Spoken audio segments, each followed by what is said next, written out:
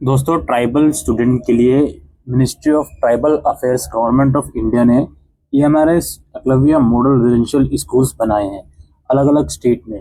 और इन स्टेट की जो स्कूल्स हैं इसके अंदर कुछ teaching and non teaching post की वैकेंसीज निकली हैं।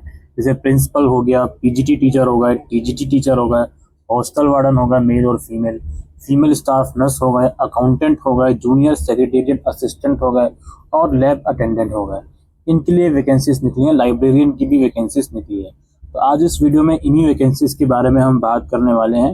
ये जो वैकेंसीज होती हैं, जैसे टीचिंग वैकेंसीज हैं, अपार्ट फ्रॉम टीचिंग एक्टिविटीज़ आप लोगों को अदर एक्टिविटीज़ भी परफॉर्म करनी होती हैं, आपकी रिस्पॉन्सिबिलिटीज़ होती है।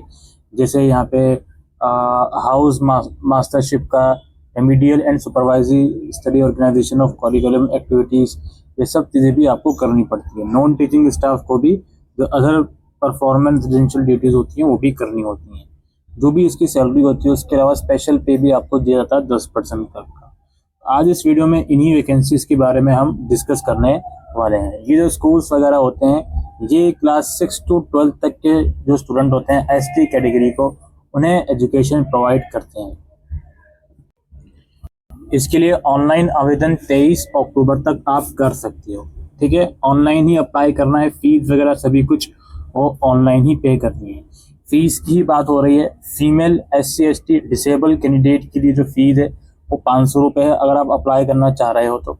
अगर वहीं बात करें अदर कैंडिडेट की तो प्रिंसिपल के लिए अप्लाई करोगे 2500 रुपये फीस है, PGT या TGT के लिए अप्लाई करोगे 2000 रुपये फीस है।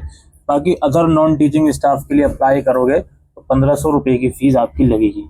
ये फॉर्म की फीस है जो इसमें बताई जा रही है। रिक्रूटमेंट के लिए जो एग्जाम्स वगैरह है Tier 1 Tier 2, उनकी अभी डेट्स अनाउंस नहीं हुई है। इसमें बताया जा रहा है अगर आप एक से ज़्यादा पोस्ट के लिए अप्लाई करना चाहते हो तो कर सकते हो, फीस अकॉर्डिंगली पे करनी पड़ेगी।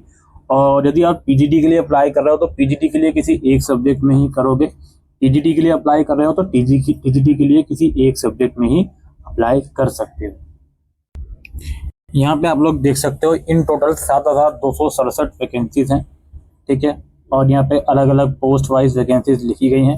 सबसे ज़्यादा वैकेंसीज हम देख पा रहे हैं TGT ट्रेन ग्रेजुएट टीचर के अंदर है।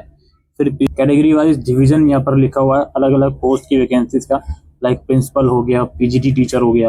अब PGT के अंदर इंग्लिश है, Hindi, maths, chemistry, physics, biology वगैरह, कंप्यूटर साइंस, कॉमर्स, इकोनॉमिक्स, ये सब सब्जेक्ट्स वाइज अलग अलग कैटेगरी वाइज कितनी वैकेंसीज हैं वो लिखा हुआ है। फिर इसी तरीके से आपका TGT के अंदर Hindi, English, maths, science, computer science, इनकी वैकेंसीज का अलग अलग कितनी वैकेंसीज किस कैटेगरी में टोटल कितनी है वो लिखा हुआ है। रीजनल लैंग्वेज की भी कुछ वैकेंसीज हैं, असामी, बोडो, बंगाली, मलयालम, इन सब चीज़ें, उर्दू भी है, तेलुगु भी है, ये सब चीज़ें आप लोग देख लीजिएगा। PGT के अंदर कुछ और मिसलिनियस वैकेंसीज हैं, म्यूजिक की, आर्ट टीचर की, PET male, PET female, librarian की भी वैकेंसी जो मैंने कहा था वीडियो के शुरू में। उसके बाद यहाँ पर हॉस्टल वार्डन की 346 वैकेंसी हैं, मेल फीमेल की अलग है। फीमेल स्टाफ नर्स है, अकाउंटेंट है, जूनियर सेक्रेटेरिएट असिस्टेंट है और लैब अटेंडेंट है। ये नंबर ऑफ वैकेंसीज जो हम आपको बता रहे हैं। पे लेवल की बात करें, प्रिंसिपल ग्रुप A के अंदर वैकेंसी आती है। ये पे लेवल 12 में जाएगी 78,800 से 2,09,200। PGT यहाँ पे आप देखो 47,600 से 1,51,100 और TGT 44,900 से 1,42,400। लाइब्रेरियन 44,900 से 1,42,400। आर्ट्स, म्यूजिक, फिजिकल एजुकेशन वगैरह के टीचर जो हैं 35,400 से 1,12,400। फीमेल स्टाफ नर्स 29,200 से 92,300। हॉस्टल वार्डन मेल और फीमेल 29,200 से 92,300। फिर यहाँ पे accountant, junior secretariat assistant, lab attendant की भी वैकेंसी है, तो यहाँ पे इनका लेवल पे देख सकते हो। अब हम बात करेंगे एलिजिबिलिटी क्राइटेरिया और एजुकेशन क्वालिफिकेशन की। सबसे पहले प्रिंसिपल की पोस्ट की बात करते हैं। इसमें आपको सबसे पहले मास्टर डिग्री की रिक्वायरमेंट है किसी भी यूनिवर्सिटी से, किसी भी इंस्टीट्यूट से, किसी भी डिसिप्लिन में 50% मार्क्स के साथ। इसके अलावा B.Ed आपने करा हो NCT रिकग्नाइज इंस्टीट्यूट से, ठीक है, या फिर आपने 3 साल वाला integrated B.Ed plus M.Ed course करा है, या फिर 4 साल वाला इंटीग्रेटेड कोर्स आपने करा है B.Ed में, तो भी आप एलिजिबल हो। ठीक है, इसके साथ साथ एक्सपीरियंस की भी रिक्वायरमेंट है। आपको प्रिंसिपल या एनालॉग की पोस्ट में एक्सपीरियंस होना चाहिए।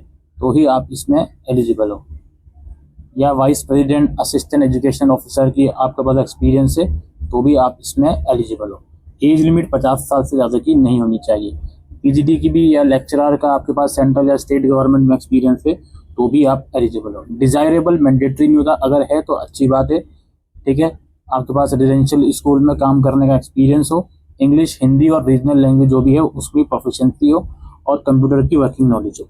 पीजीटी की बात करते हैं। पीजीटी में इसेंशियल क्वालिफिकेशन में सबसे पहले आता है या तो आपने इंटीग्रेटेड पोस्ट ग्रेजुएट कोर्स करा हो एनसीटीई रिकॉग्नाइज्ड इंस्टीट्यूट से, पोस्ट ग्रेजुएट मास्टर डिग्री आपने करी है 50% मार्क्स के साथ, ठीक है, और उसके साथ साथ बीएड आपने करा होना चाहिए, ठीक है।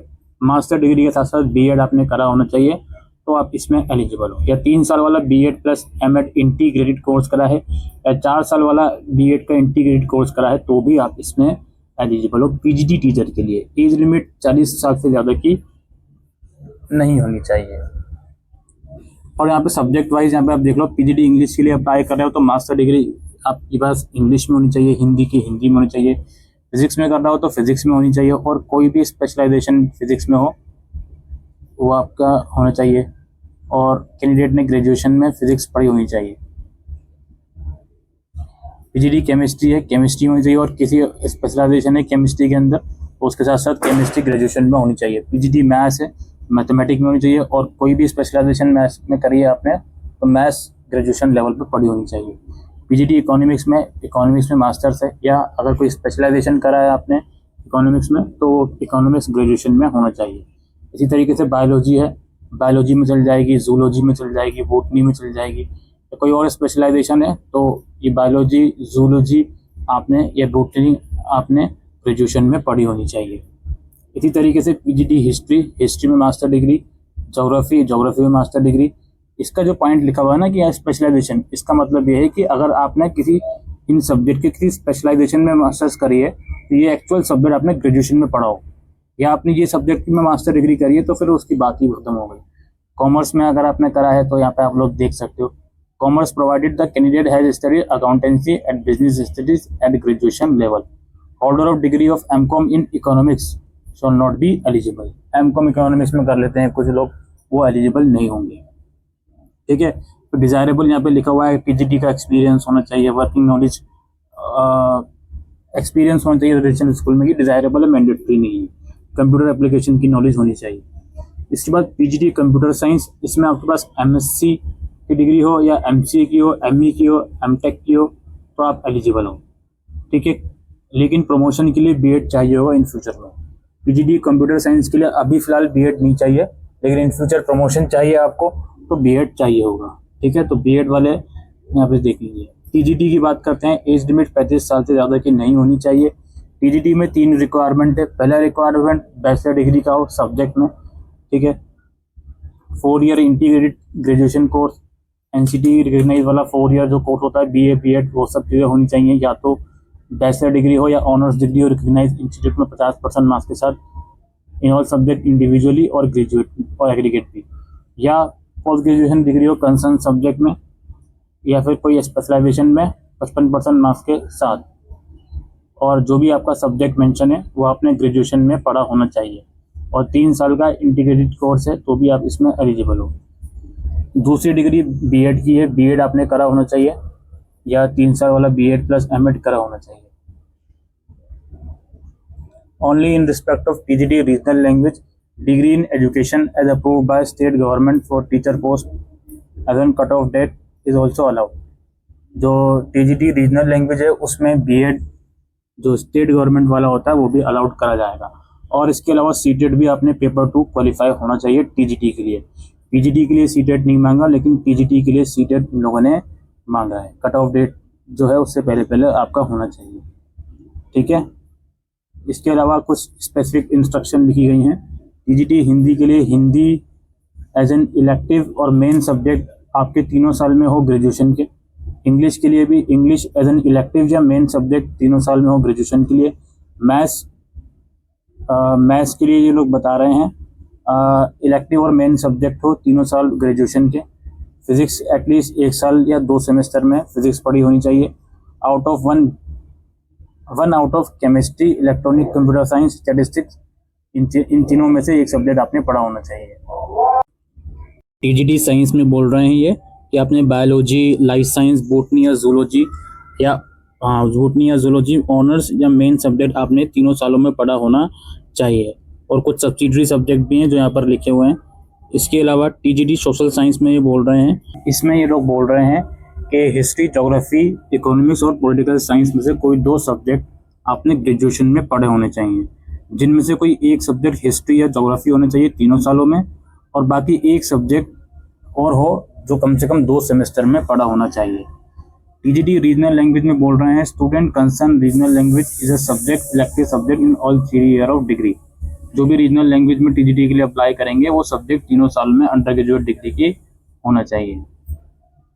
इसके बाद हमारा टीजीटी कंप्यूटर साइंस आता है। इसमें बैचलर डिग्री चाहिए कंप्यूटर साइंस में, यानी बीसीए 50% मार्क्स के साथ, या ग्रेजुएशन की डिग्री आपके पास है कंप्यूटर साइंस में, आईटी में, तो भी आप अप्लाई कर सकते हो, या बीई बीटेक की डिग्री है तो भी आप इसमें अप्लाई कर सकते हो। और लेकिन प्रमोशन पर्पस के लिए आपको बीएड की डिग्री चाहिए होगी, यानी कि कंप्यूटर साइंस में बिना बीएड वाले भी अप्लाई कर सकते हैं। इन फ्यूचर प्रमोशन चाहिए तो बीएड की डिग्री चाहिए होगी। आर्ट्स टीचर की बात करते हैं, ड्राइंग या पेंटिंग में या स्कल्पचर या graphic art, fine art, visual art में बैचलर डिग्री की रिक्वायरमेंट है। इसके अलावा म्यूजिक टीचर की बात करते हैं, बैचलर डिग्री होनी चाहिए म्यूजिक परफॉर्मिंग आर्ट में 50% मार्क्स के साथ। डिजायरेबल लिखा हुआ है, इंटेंशन नहीं है। Physical education male teacher 4 year integrated BPEd course आपने करा है, आप एलिजिबल हो। या बैचलर डिग्री है फिजिकल एजुकेशन में, फिजिकल एजुकेशन इन स्पोर्ट्स में, तो भी आप इसमें एलिजिबल हो। फीमेल के लिए भी, ये लाइब्रेरियन की बात करते हैं, इसमें बैचलर डिग्री हो लाइब्रेरी साइंस में तो आप एलिजिबल हो। या integrated masters of library science की डिग्री है तो भी आप इसमें एलिजिबल हो। फिर फीमेल स्टाफ नर्स, अब ये नॉन टीचिंग पोस्ट आ गई, इसमें बीएससी ऑनर्स नर्सिंग में आपने करा है तो आप इसमें एलिजिबल हो, ठीक है। या पोस्ट बेसिक नर्सिंग कोर्स भी करा है तो भी आप इसमें एलिजिबल हो। साथ साथ रजिस्टर्ड हो एज ए नर्स मिडवाइफरी तो भी आप इसमें एलिजिबल हो। और 2-2.5 साल का एक्सपीरियंस आपके पास होना चाहिए मिनिमम 50 बेडेड हॉस्पिटल में, तो एक्सपीरियंस की इसमें रिक्वायरमेंट है, इस चीज़ को ध्यान रखें। हॉस्टल वार्डन की बात करते हैं, 4 ईयर इंटीग्रेटेड ग्रेजुएशन डिग्री हो आपके पास, ठीक है। Regional college of education NCERT की तो आप एलिजिबल हो। या बैचलर डिग्री आपके पास है किसी इंस्टीट्यूट की तो भी आप एलिजिबल हो। अकाउंटेंट की बात करते हैं, बीकॉम चाहिए अकाउंटेंट में, बीबीए वाले एलिजिबल नहीं है। और जूनियर सेक्रेटेरिएट असिस्टेंट की बात करते हैं, क्लास 12 की रिक्वायरमेंट है। और इसके साथ साथ 35 वर्ड पर मिनट इंग्लिश या 30 वर्ड पर मिनट हिंदी में टाइपिंग स्किल्स की रिक्वायरमेंट है। लैब अटेंडेंट की बात करते हैं, 10th क्लास पास आउट हो तो आप इसमें एलिजिबल हो, ठीक है। या 12th क्लास आपने साइंस स्ट्रीम से करी है तो भी आप इसमें एलिजिबल हो। ये हो गई सारी पोस्ट की बात और इनकी एजुकेशन क्वालिफिकेशन की बात। एज लिमिट में यहाँ पे देख सकते हो आप, SC ST को 5 साल का, OBC को 3 साल का, और कुछ डिपार्टमेंटल कैंडिडेट हैं उनको लिए रिलैक्सेशन मिलेगा। वुमेन सारी कैटेगरीज क्यों पीजीटी या टीजीटी के लिए अप्लाई कर रहे हैं तो 10 साल तक का रिलैक्सेशन मिलेगा। अब हम बात करते हैं इनका रिक्रूटमेंट प्रोसेस। ये हमने सारी एजुकेशन क्वालिफिकेशन की बात कर ली, अब इनका रिक्रूटमेंट प्रोसेस भी डिस्कस करना जरूरी है। आइए, तो जनरली 2 टीयर के एग्जाम होने वाले हैं। टीयर 1 में MCQ बेस्ड एग्जाम है, टीयर 2 में MCQ भी और डिस्क्रिप्टिव पेपर भी है। प्रिंसिपल की पोस्ट के लिए इंटरव्यू भी होगा और जूनियर सेक्रेटेरिएट असिस्टेंट की पोस्ट के लिए स्किल टेस्ट भी करवाया जाएगा। पेपर बाइलिंगुअल होगा, इंग्लिश और हिंदी, ठीक है। अच्छा जी, प्रिंसिपल की पोस्ट के लिए एग्जामिनेशन पैटर्न की बात करते हैं। टीयर 1 जो कि प्रीलिम एग्जाम है, क्वालिफाई इन नेचर है, 100 मार्क्स का एग्जाम रहेगा जिसके अलग अलग सेक्शन आप देख सकते हो, reasoning and numerical ability, general awareness और कुछ और यहाँ पे सेक्शन है। लैंग्वेज कॉम्पिटेंसी का भी सेक्शन रहने वाला है, इंग्लिश और जनरल हिंदी का। 100 क्वेश्चन 100 मार्क्स के। इसके बाद टीयर 2 की बात करते हैं, उन्हीं कैंडिडेट के लिए जो 1:10 रेशो में टीयर 2 के लिए शॉर्टलिस्टेड करे जाएंगे। टीयर 2 में एकेडमिक एंड रेजिडेंशियल एस्पेक्ट्स हैं, administrative and finance detail syllabus जो है वो NIST की वेबसाइट पे अवेलेबल है। टीयर 2 में 40 objective type, 15 descriptive type question होंगे, 55 क्वेश्चन होंगे, टोटल 100 मार्क्स के, ठीक है। फिर टीयर 3 चूँकि अगेन इंटरव्यू है, पर्सनल इंटरव्यू लिया जाएगा 40 मार्क्स का। Weightage of written test tier 2 and interview will be 80/20। Tier 1 चूंकि प्रीलिम है तो फाइनल मेरिट लिस्ट टीयर 2 और इंटरव्यू के बेसिस पर बनाई जाएगी। टीयर 2 का वेटेज 80% का है, वाइल इंटरव्यू का वेटेज 20% का रहेगा। फिर आता है आपका पीजीडी वैकेंसीज। पीजीडी के लिए क्वालिफाई टीयर 1 का जो पेपर रहने वाला है, इसके अंदर टोटल 6 सेक्शन है जी। 6 सेक्शन बताए जा रहे हैं जो आप यहाँ पे देख सकते हो। General awareness, reasoning ability, knowledge of ICT, teaching aptitude, domain knowledge जो भी आपका सब्जेक्ट में आप अप्लाई कर रहे हो, ठीक है। और एनईपी से रिलेटेड भी क्वेश्चन कुछ पूछे जाएंगे। 100 क्वेश्चन 100 मार्क्स के। और लैंग्वेज कॉम्पिटेंसी टेस्ट भी इसमें रहने वाला है, 20 क्वेश्चन 20 मार्क्स के, इंग्लिश और जनरल हिंदी का। This part is qualify in nature only with minimum 40% marks, ठीक है। इसके बाद टीयर 2 है जिसमें 1:10 रेशो में टीयर 2 के लिए कैंडिडेट को शॉर्टलिस्टेड करा जाएगा। 55 क्वेश्चन है, 40 ऑब्जेक्टिव, 15 डिस्क्रिप्टिव, 100 मार्क्स के। सब्जेक्ट स्पेसिफिक क्वेश्चन इसमें पूछे जाएंगे टीयर 2 में, ठीक है। अच्छा जी, मेरिट आप लोगों की बनेगी टीयर 2 के मार्क्स के बेसिस पर। टीयर 1 आपका क्वालिफाई इन नेचर है, प्रीलिम है। टीजीटी की बात करते हैं, टीजीटी में भी टीयर 1 क्वालिफाई इन नेचर है। General awareness, reasoning, knowledge of ICT, teaching aptitude, domain knowledge, NEP के कुछ क्वेश्चन है और लैंग्वेज कॉम्प्रिहेंशन का टेस्ट इसमें रहने वाला है, ठीक है। 100 क्वेश्चन 100 मार्क्स के, लैंग्वेज के 30 क्वेश्चन। ये हो गया। इसके बाद यहाँ पे बारी आती है टीयर 2 की। टीयर 2 में सब्जेक्ट स्पेसिफिक क्वेश्चन होंगे, 40 objective, 15 subjective, descriptive, 55 question 100 marks के। इसमें भी केवल टीयर 2 के मार्क्स के बेसिस पर मेरिट लिस्ट बनेगी। फिर हॉस्टल वार्डन है, टीयर 1 है। इसमें general awareness, reasoning ability, knowledge of ICT, quantitative aptitude, language comprehension, 100 question 100 marks के बनेंगे, ठीक है। रीजनल लैंग्वेज भी इसमें पूछी जाएगी जो आप यहाँ पे देख सकते हो। फॉर्म के अंदर भरवाई जा सकती है रीजनल लैंग्वेज, जो इसमें आप यहाँ पे देख सकते हो। टीयर 2 में सब्जेक्ट स्पेसिफिक क्वेश्चन पूछे जाएंगे जो कि एनईएसटी की वेबसाइट पे अवेलेबल है। 15 डिस्क्रिप्टिव, 40 ऑब्जेक्टिव। फिर इसी तरीके से अकाउंटेंट है, general awareness, reasoning, knowledge of ICT, quantitative aptitude, language test, 100 question 100 marks के। टीयर 2 में सब्जेक्ट स्पेसिफिक 55 क्वेश्चन 100 मार्क्स के, 40 ऑब्जेक्टिव और 15 डिस्क्रिप्टिव। स्टाफ नर्स का भी लगभग सेम ही सिलेबस है, बिल्कुल सेम सिलेबस है। और वही आप लोगों का टीयर 2 में सब्जेक्ट स्पेसिफिक क्वेश्चन पूछे जाएंगे। Junior secretariat assistant same syllabus है, 100 क्वेश्चन 100 मार्क्स के रहेंगे। और टीयर 2 के अंदर अगेन 40 + 15 55 क्वेश्चन 100 मार्क्स के रहने वाले हैं। जूनियर सेक्रेटेरिएट असिस्टेंट में टाइपिंग टेस्ट भी लिया जाएगा, ठीक है। और मेरिट लिस्ट जो बनेगी वो बनेगी टीयर 2 के मार्क्स के बेसिस पर। टाइपिंग टेस्ट भी इसका मतलब सिर्फ क्वालिफाई इन नेचर है। लैब अटेंडेंट यहाँ पे आप लोग देख सकते हो, इसके भी 2 पार्ट रहने वाले हैं, टीयर 1 टीयर 2 सेम पैटर्न है, ठीक है। तो यही दोस्तों पूरा इसका सिलेक्शन क्राइटेरिया है। आपकी हर एग्जाम के बाद आंसर की वेबसाइट पर आएगी जिसे आप चेक वगैरह कर सकते हो। सिलेबस का जो वेबसाइट का लिंक है यहाँ पे अवेलेबल है, यहाँ से आप इसको डाउनलोड कर सकते हो। एग्जाम से पहले एडमिट कार्ड वेबसाइट पर आएंगे, एग्जाम डेट्स अभी अनाउंस नहीं हुई हैं। ऑलराइट, तो यही इस वीडियो के अंदर हम EMRS की नॉन टीचिंग और टीचिंग वैकेंसीज के बारे में इंफॉर्मेशन देने आए थे। उम्मीद करते हैं ये वीडियो आपको यूजफुल लगी हो, तो वीडियो को शेयर कीजिएगा। Thank you.